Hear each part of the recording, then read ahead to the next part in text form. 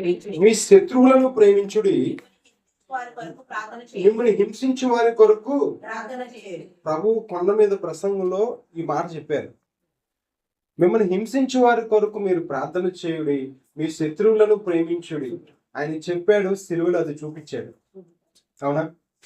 ఆయన ప్రసంగం ఏమని ప్రసంగం చేస్తున్నాడు? ఇది కొండ మీద చేస్తున్న ప్రసంగం. 5వ అధ్యాయం 1వ వచనంలో ప్రసంగం ప్రారంభమైంది. యేసు ప్రభు వారు ప్రసంగం చేస్తా ఉంటారు.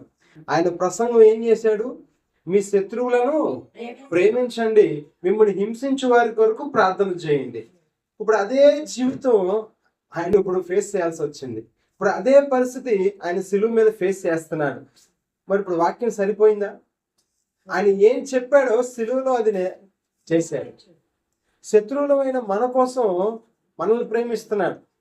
శత్రువులమైన బాధిస్తున్న వారమైన మన కోసం ఆయన ప్రార్థన చేస్తున్నాడు. ఏమని ప్రార్థన చేస్తున్నాడు? అయ్యా, మీరు ఏమి చేయించున్నారో మీరు ఎరుగరు గనక వీరిని చెప్పింది చేసాడు ఆయన.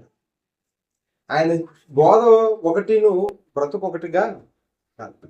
ఆయన బోధ, వాక్యం అన్ని నెరవేర్పు ఆయన జీవితంలో కనపడుతున్నాయి. కాబట్టి 7 మాటల నుంచి కొన్ని మనం నేర్చుకున్నట్టయితే, మొదటి మాటలో ఆయన అంటున్నాడు, అయ్యా, వీరేమి చేయించున్నారో వీరు ఎరుగరు గనక వీరిని క్షమించు.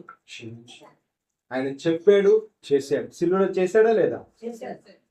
కాబట్టి మనము కూడా, ఆయన బిడ్డలమైన మనము, ఆయన రక్తంలో కడగబడిన మనము కూడా ఏం చేయాలి? చెప్పింది, మనం ఏం వింటున్నామో, మనం ఏం చెప్తున్నామో అది మన జీవితంలో కూడా కనపడాలి.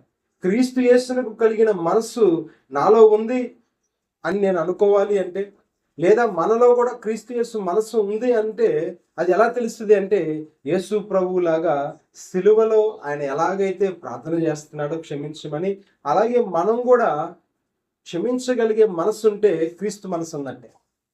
మనము కూడా క్షమించగలిగే మనస్సు మనకు ఉంటే క్రీస్తు మనసు మనలో కూడా ఉన్నట్టే. అందుకని మొదటి మాట, వీరేమి చేయించున్నారో వీరు ఎరుగరు గనక వీరిని క్షమించు అంటున్నాడు. రెండో మాటని గనక మనం జ్ఞాపకం